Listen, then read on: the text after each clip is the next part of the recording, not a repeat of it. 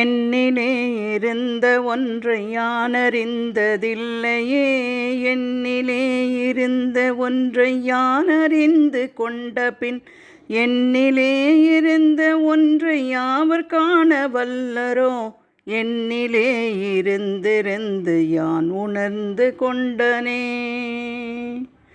ஓம் நமச்சிவாய, ஓம் ஓம் நமச்சிவாய, ஓம் நமச்சிவாய, ஓம் ஓம் நமச்சிவாய.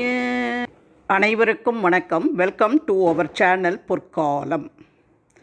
இன்று சோமவார பிரதோஷத்தன்று நந்தியையும் சிவபெருமானையும் எப்படி வழிபட்டால் நம் தோஷங்கள் நீங்கும் என்பதுதான் இந்த பதிவில் நம்ம பார்க்க போகிறோம். இந்த பதிவை பார்க்குறதுக்கு முன்னாடி இதுவரைக்கும் எங்கள் சேனலை சப்ஸ்கிரைப் செய்து விட்டீர்களா? இல்லை என்றால் தயவு கூர்ந்து சப்ஸ்கிரைப் செய்து உங்களது மேலான கருத்துக்களை கமெண்ட் பாக்ஸில் கொடுக்குமாறு மிகவும் தாழ்மையோடு கேட்டுக்கொள்கிறேன். வாங்க நம்ம வீடியோக்குள்ளே போகலாம். சோமவாரம் எனப்படும் திங்கட்கிழமையில் வரும் பிரதோஷம் சிறப்பு வாய்ந்தது. சோமவார பிரதோஷ தினமான 3/11/2025 திங்கட்கிழமையன்று சிவபெருமானை வழிபட்டால் சகல தோஷங்களும் விலகி வாழ்வில் இன்பம் பெறலாம். சந்திர தோஷத்தால் பாதிக்கப்பட்டவர்கள் இன்று சிவ தரிசனம் செய்யலாம். சோமன் என்றால் சிவன். திங்களை முடிமேல் சூடிய சிவனுக்கு சோமவாரம் எனப்படும் திங்கட்கிழமை உகந்த தினம்.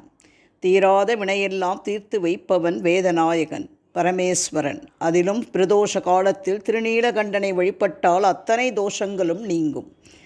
மாலையில் பிரதோஷ வேளையான 4:30 மணியிலிருந்து 6 மணிக்குள் சிவனையும் நந்தியையும் வழிபட வேண்டும். நம்பிக்கையோடு நமச்சிவாயா என்ற 5 எழுத்து மந்திரத்தை உளமாற ஜபித்து பிரதோஷ காலத்தில் நந்தியம் பெருமானுக்கு நடக்கும் அபிஷேக ஆராதனையிலும் ஈஸ்வர பூஜையிலும் கலந்து கொண்டு இறைவனை வழிபட்டால் நினைத்தது நடக்கும்.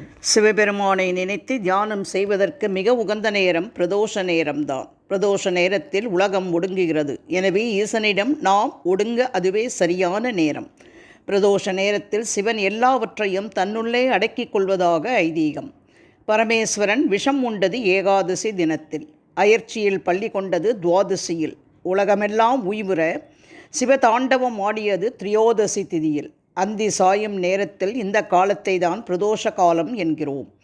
பிரதோஷ நாளில் சிவனை தரிசித்தால் கடன், வறுமை, நோய் பயம் ஆகியவை விலகும். 14 ஆண்டுகள் பிரதோஷ நாளில் முறையாக சிவாலய தரிசனம் செய்பவர்கள் சாருப்பிய பதவி பெற்று சிவகணங்களாகி விடுகிறார்கள்.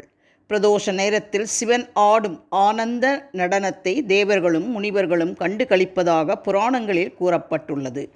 சிவபெருமான் தாண்டவம் ஆடியதை பார்த்த நந்தி தேவர் ஆனந்த மிகுதியால் உடல் பருத்தாராம். அதன் காரணமாக கைலாயமே மறைந்ததாம். அதனால்தான் பிரதோஷ காலத்தில் நந்தி பகவானின் கொம்புகளின் ஊடாக சிவ தரிசனம் செய்ய வேண்டும் என்கிறார்கள். சிவ தரிசன பலன்கள். பிரதோஷ நேரத்தில் நமச்சிவாய மந்திரம் ஜபிப்பதால் நமது முன்னோர்கள் 7 தலைமுறையினர் செய்த பஞ்சமா பாதகங்கள் யாவும் அழிந்துவிடும் என்பர். பிரதோஷ காலத்தில் பார்வதியுடன் கூடிய சந்திரசேகரன் ரிஷப வாகனத்தில் ஆலயத்தை 3 முறை வலம் வருவதை பார்த்தால் சிறப்பு. முதல் சுற்றில் செய்யப்படும் வேத பாராயணத்தையும் 2ஆம் சுற்றில் செய்யப்படும் திருமுறை பாராயணத்தையும் 3ஆம் சுற்றில் நாதஸ்வர இன்னிசையையும் உடன் வலம் வந்தபடி கேட்பதால் தோஷங்கள் நீங்கும். பிரதோஷ காலத்தில் சக்தியோடும் முருகப்பெருமானோடும் இணைந்த சோமஸ்கந்த மூர்த்தியாக தரிசித்தால் குடும்ப உறவுகள் மேம்படும்.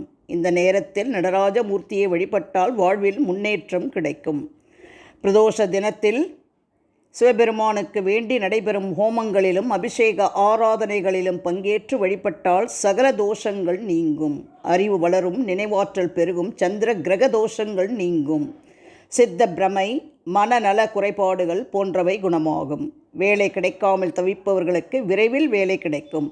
வீட்டில் திருமணம் போன்ற சுப காரியங்கள் நடைபெறும். மேலும் சிறப்பான பலன்களை தர வல்லது சோமவார பிரதோஷ தரிசனம். இன்று பிரதோஷ வேளையான மாலை 4:30 மணியிலிருந்து 6 மணிக்குள் அனைவரும் சோமவார சிவ தரிசனம் செய்து அளவில்லாத பலன்களை பெற வேண்டும் என்று கேட்டுக்கொள்கிறேன்.